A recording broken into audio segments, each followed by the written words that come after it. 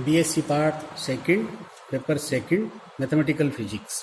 आज अपन ये सवाल बहुत बार आता है, क्वोशिएंट लॉ और भागफल नियम।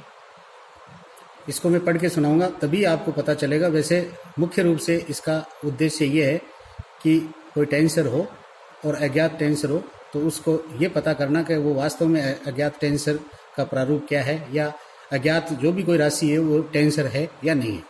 किसी अज्ञात राशि के किसी स्वैच्छिक, यानी कि यहाँ जो आर्बिट्रेरी शब्द लिखा है वो आप इसमें ये अपने पास चॉइस है। अब अगर अपन ने इसको कह दिया स्वैच्छिक टेंसर के साथ, यहाँ अगर आपने आर्बिट्रेरी किसी टेंसर की जगह और आप कह देते मैं तो साइन थीटा के साथ मल्टीप्लिकेशन करूंगा, कोस थीटा के साथ करूंगा, तो यहाँ ये जो आर्बिट्रेरी शब्द लिखा है उसका ये मतलब है कि आप है जो उसका कोई भी बीमा अपनी मतलब उसको काम तो करें पहले, फिर उसकी बीमा का डिसाइड करें। आप पहले उसको बीमा को मान लें। किसी अज्ञात राशि के किसी स्वैच्छिक टेंसर के साथ आंतर का मतलब है जो इंटर यानी आंतर गुणनफल द्वारा एक टेंसर प्राप्त हो तो अज्ञात राशि भी एक टेंसर होगी। इंटरनल प्रोडक्ट इस तरीके का ये भागफल संक्रिया का कथन है तथा इसे अज्ञात राशि के टेंसर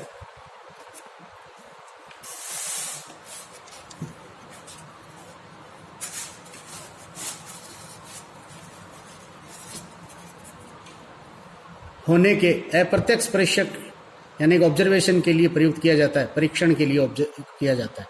ये कह रहा है प्रूफ। माना कि x ब्रैकेट में लिखा है p और q कोई अज्ञात राशि है तथा xi का मतलब यह है कि सुपरस्क्रिप्ट xi जो हमारा निर्देश तंत्र है में r सुपरस्क्रिप्ट और सबस्क्रिप्ट s है। ये एक मिक्स टेंसर लिया है, एक स्वैच्छिक आर्बिट्रेरी टेंसर है। इनका आंतर गुणनफल करने के लिए पहले इनका बाह्य गुणनफल करते हैं। ये कह रहा है कि इन दोनों दोस्तों का हमने एक स्वैच्छिक प्रतिदर्श लिया और इसको हम अज्ञात राशि को पता लगाना चाहते हैं, तो ये हमने हमारी मर्जी से मैंने शुरू में का कोस थीटा ले सकते हैं, साइन थीटा ले सकते हैं, पर ये कह रहा है पहले आप बाह्य गुणनफल करिए। फिर संकुचन संक्रिया के लिए s बराबर q लेने पर, तो ये कह रहा है कि x और ब्रैकेट में पी क्यू डॉट या बाह्य गुणनफल किया और A R Q is equal to B R Q, B R P, नया एक आपको टेंसर मिल गया। ये इसलिए मिला कि ये कह रहे हैं कि ये जो राशि है स्वैच्छिक टेंसर है, इसका इससे मल्टीप्लिकेशन होगा तो बाह्य गुणनफल में हमें पता है, पहले मैंने पढ़ाया उसमें भी, कि किसी राशि से गुणनफल करने पे आपको क्या मिलेगा, एक टेंसर ही मिलेगा। ये जो समीकरण जो भी इसने नंबर दिया है, अदरवाइज फर्स्ट समीकरण कह दो या 60 वाला ले लेते हैं, का x बार i निर्देश तंत्र में रूपांतरण समीकरण। तो यहाँ जो रूपांतरण जो हो रहा है आपके पास में, ये तो रूपांतरण की जगह इसने बाह्य गुणनफल लिखा है। यही गुणनफल है जो आपके पास में x डैश निर्देश तंत्र या x बार i निर्देश तंत्र में लिख सकते हैं। x bar i j dot a bar k j is equal to b bar k i। तो यहाँ इंडिसेज चेंज हो रही है, q की जगह p की जगह q, और यहाँ आपके पास j की जगह i।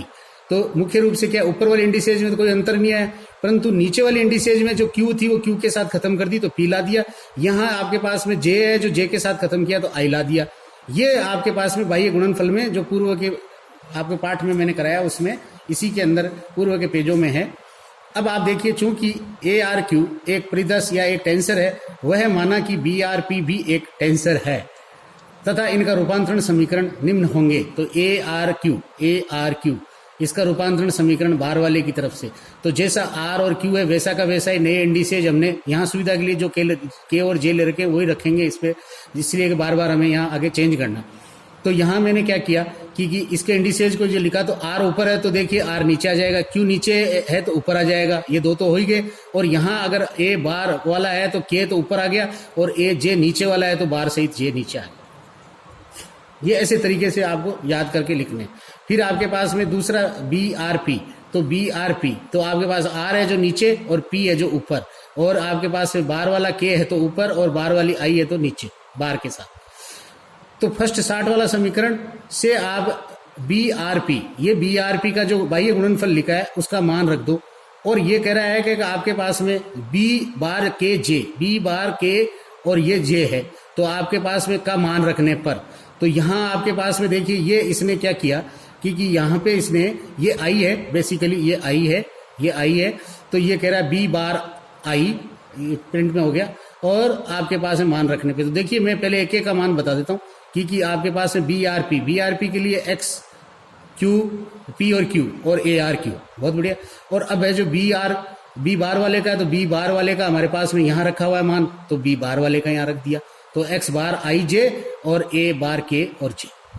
अब देखिए आप 6-2 वाला, ये जो 6-2 वाले में देखो इससे इंडिविजुअल जो इंडिसेज लिखी हुई है उनका मान रख रहा है यहाँ पे। तो ये इंडिविजुअल इंडिसेज है जिनको क्या किया कि इंडिविजुअल इंडिसेज है जो आपके पास ए बार के या इंडिविजुअल वेक्टर कह दीजिए ए बार के जे का मान रखने पर, तो ए बार जे का आपके पास में ये वाला ए बार के जे का मान ये रख दिया मैंने, और इसमें ए आर क्यू आ गया। अब आपके पास में दूसरा ये है जो इसको एज इट इज रखा है इसने, ये सॉरी इसको एज इट इज रखा है यहाँ पे, पी का पी एक्स बार का एक्स बार आई। यहाँ देखिए कॉमन ले रहा है और माइनस साइन, इधर पक्षांतरण किया तो माइनस साइन आ गया। और ये आपके पास में बार वाला, तो बार वाला एक्स आई आपके पास में नहीं आ रहा, एक्स आर आ रहा है, तो एक्स आर वाला बार ए आर क्यू बाहर निकाल दिया। तो ये कह रहे हैं कि आपके पास में ये जीरो नहीं हो सकता, ये अब हम भी जानते हैं जीरो नहीं होगा। क्यों नहीं होगा कि मैंने पहले ही शुरू में बताया कि ये डेरिवेटिव है और दो अलग अलग निर्देश तंत्रों के कोऑर्डिनेट के आपस में डेरिवेटिव है, ये कोई मैट्रिक्स ही हो सकता है, और नॉन जीरो मैट्रिक्स होगा तभी तो ट्रांसफॉर्मेशन जिंदा रहती है। तो is equal to not equal to zero. और ए आर क्यू जो हमने एक आर्बिट्रेरी कहने का मतलब टेंसर जो चूज किया है, इसकी भी गारंटी है, ये हमने कहा है कि ये तो टेंसर होगा ही होगा, ये हमने यही चूज किया शुरू से, तो it is not equal to zero. तो ये जो ब्रैकेट का जो पार्ट है केवल उसकी संभावना है कि it is equal to zero. तो यहाँ क्या खास बात निकली कि आपके पास में एक पकड़ में आ गया कि एक्स बार आई जे और एक्स बार पी क्यू, और ये माइनस साइन है ही, ये डेरिवेटिव की तो कोई दिक्कत ही नहीं है, ऊपर से लिखते आए हम। अब है आपके पास में नया एक कह रहा है कि एक्स बार एल अपॉन एक्स टी, ऐसा का ऐसा जो हमने यहाँ नॉन जीरो लिखा है उसी का ही नया रूप लिखा है द्वारा बाह्य गुणनफल करने पर। तो बाह्य गुणनफल का मतलब क्या है, सीधा सा कि बाह्य गुणनफल है जो डॉट प्रोडक्ट की तरह ही है।